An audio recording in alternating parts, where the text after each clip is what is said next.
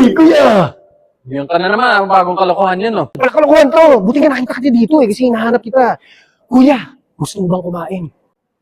Oo, busy-busy na ako sa office, kaya hindi ko magawang kumain. Yun, sakto kasi halata nga sigutong ka na. Tinan mo, parang pet-pet mo na. Bagong scam to eh. Hindi! Totoo to! Tara, kain tayo. Meron akong discount dun sa may Burjuman na dun sa kinakainan namin. Gusto mo ba? Makano?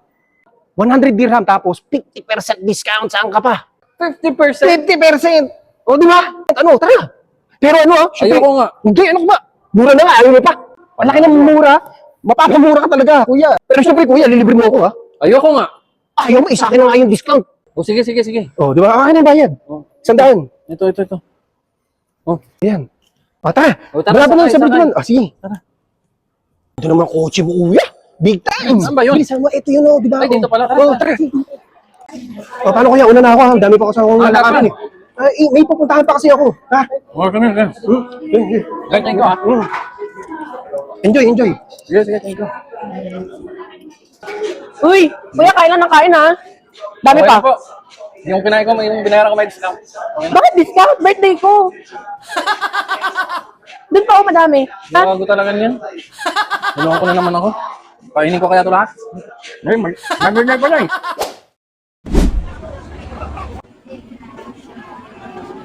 Uy, ang sweet! Anong sweet? Hindi, ibig sabihin, kuya, yung iniinom nyo sweet, sabi ko. Hindi naman. Oo. Sweet yan. Kayo ba? Ibig ko sabihin, kayo ba yung bumili niyan?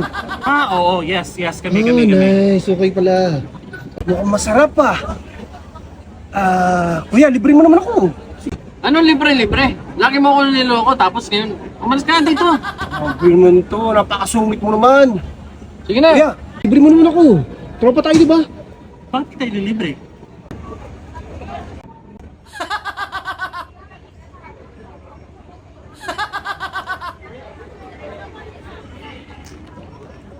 Uy!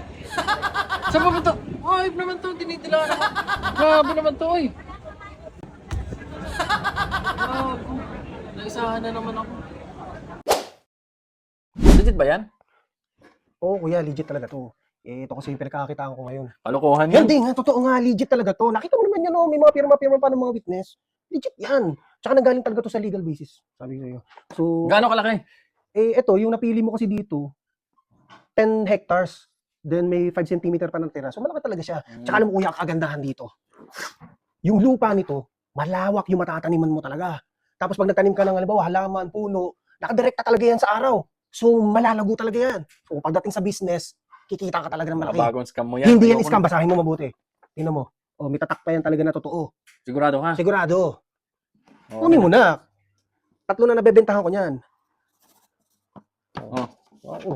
Tapos? Ayun, syempre bayad. Oh, sige.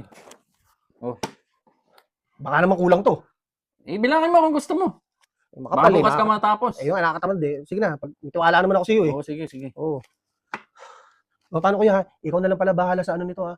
Sa pagpunta doon kasi medyo malayo yan eh. Hindi ako bahala. Sure ka? Talaga, alam mo. Sige kuya, maraming salamat ha. Ay, teka. Parang mamadali ka ata eh. Saan pala lugar na ito? Ah, Saan nakalocate? sa Mars. Ano? Itong ina na ito, saan ako pupunta doon? Ay, bahala ka. Di ba sabi mo ikaw na bahala? Ikaw na. Kontakin mo si Elon Musk, gano'n. Bahala ka. Gago talaga. Ay! Itong ina talaga yun. Hayop. Isahan na naman ako ulit.